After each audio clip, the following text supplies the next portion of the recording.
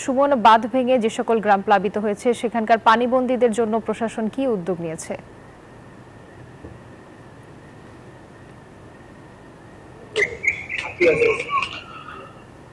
রুবা, আপনি যেমনটি বলছিলেন যে আমি এখানে যেখানে দাঁড়িয়ে আছি, যে এখানে এই যে বাঁধ ভাঙ্গা স্থান ফেনীর মোহনী নদীর উত্তর বড়ইয়ার যে স্থানটিতে গতকালকে বাঁধ ভেঙেছিল, তো এই বাঁধের এখানে বর্তমানে একটু পানি প্রবাহিত হচ্ছে না। আজকে সকাল থেকে এখানে পানি প্রবাহ বন্ধ রয়েছে। এখানে পানি উন্নয়ন বোর্ডের উদ্যোগে যে এখানে যে সংস্কারের যে কাজ করার কথা হয়েছে, গতকালকে যে চিফ ইঞ্জিনিয়ার যে কথাটি বলেছিলেন, যে সেই হিসাবে আজকে পানি উন্নয়ন বোর্ডের লোকজন এখানে এসেছেন। এখানে এই যে জিও ব্যাগ আনা হচ্ছে এবং এখানে সেনাবাহিনীর কর্মকর্তারা এখানে এসে ঘুরে গেছেন। যে পানি উন্নয়ন বোর্ডের কর্মকর্তাদের সাথে কথা বলে যে বিষয়টা জানতে পেরেছি সেটি হচ্ছে যে এখানে সেনাবাহিনী তাদেরকে সহযোগিতা করবে কাজে।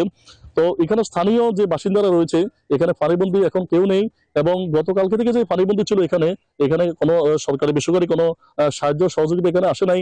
এবং এখানে স্থানীয়দের দাবি সাহায্য সহযোগিতার চেয়েও সবচেয়ে তাদের দাবি হচ্ছে যে এখানে টেকসই বাঁধ নির্মাণ। এখানে আজকে যে বাঙ্গনের স্থান রয়েছে, এই বাঙ্গনের স্থান এখানে নিম্নমানের কাজ করার কারণে এখানে বাঙ্গন সৃষ্টি হয়েছে। এখানে এখানে যারা উদ্বোধন এখানে কর্মকর্তা এসেছেন তাদের মধ্যে অনেকে এখানে হতাশা ব্যক্ত করেছে এখানে কাজের মান দেখেই।